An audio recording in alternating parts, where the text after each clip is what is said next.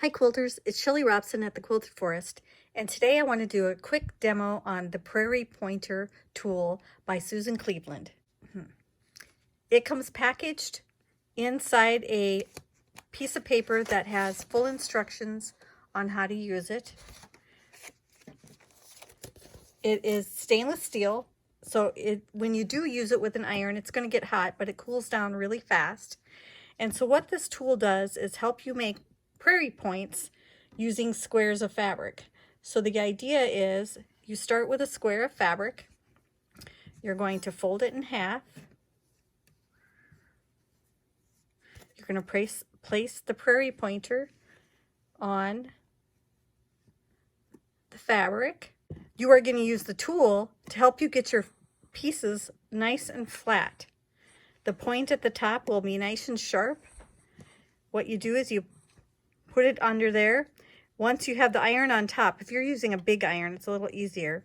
You pull the tool out from underneath, let that cool, leave the iron on top while you start doing the next one. And then when you're done, you're going to have a perfect point at the top. These pieces meet in the center, and they're just perfect every time you make them. Nice folds.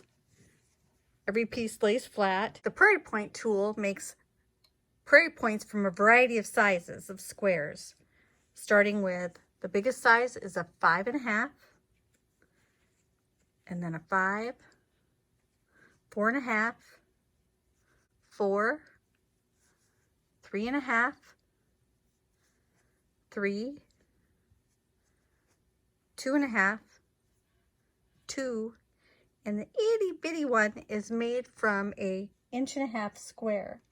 So the finished sizes would be a 1/2 inch that has a 1/4 inch, and then a 1/2 inch will show, and then you have 3/4 inch, 1 inch, 1 1/4 showing, 1 1/2 inch showing, 1 3/4, 2, 2 1/4, and 2 1/2. And all of those measurements include a seam allowance, so that you'll have a seam allowance of a 1/4 inch, and then 2 1/2 inches will show.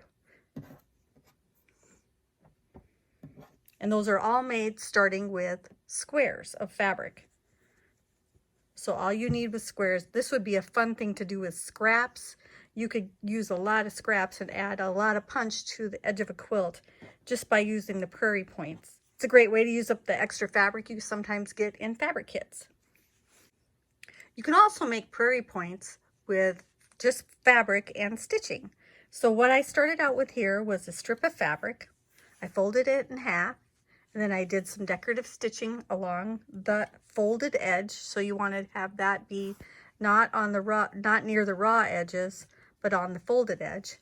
You can use any kind of stitch that you want.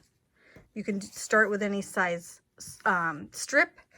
And then what you'll do is you'll cut your squares or your rectangles, and you're going to cut them the length that your strip started out. So if you started out with a 3.5-inch strip, you're going to cut 3.5-inch rectangles at this point. What you will do is lay that right side down. You'll put your tool in place, fold your edges over, press it, and then you'll have your perfect point, and you'll have this fun stitching. Be a fun way to dress up any kind of project. Add it to any kind of fun little crafty project you're sewing, on the edge of a quilt. I could see adding it to fun little craft projects like journals or bags. Be a fun little way to just give it a little extra pizzazz. On the Pieces Be With You website by Susan Cleveland, the inventor of the Prairie Pointer tool, she has a free pattern to make a flag. All of these triangles you see in here are actually prairie points that she made using the Prairie Pointer. So if you want a free pattern to go with your tool, check out her website, www.piecesbewithyou.com, to find this free pattern for the Show Your Colors pattern. You can make a 2-color prairie point using 2 different fabrics. You're going to sew them together, so you'll have strips of fabric, she's got a handy chart in the instructions on what sizes you would make each of the pieces. One is bigger than the other, so the lining fabric is actually bigger than the main print. You're going to sew them together, press them, and then what you will do is whatever the width of this piece is how long you will cut your rectangles. So once you have your rectangles cut, you will lay them face down on your ironing surface. Use the Prairie pointer tool to bring those triangles in. You will press it, and then the nice thing is you can pull that out. It's not going to hurt it. Keep going, and then when you're done, you have your perfect prairie points with this center down the middle. Lined prairie points are a lot of fun to use and make any project extra special. You could even alternate them with regular colored prairie points to get a really fun look. You can make prairie points using stripes, which is a lot of fun. And depending on the direction that you start with your stripes, you can get your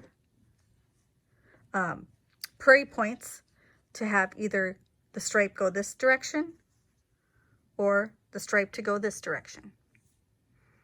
That could be a lot of fun to play with.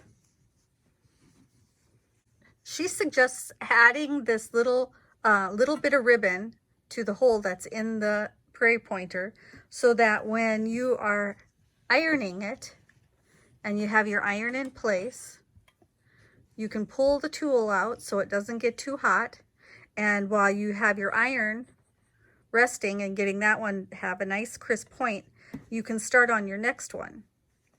And then when you get that one set up, you move your iron over and just keep the system going. I hope you'll want to give the Prairie Pointer a try. Thanks for watching.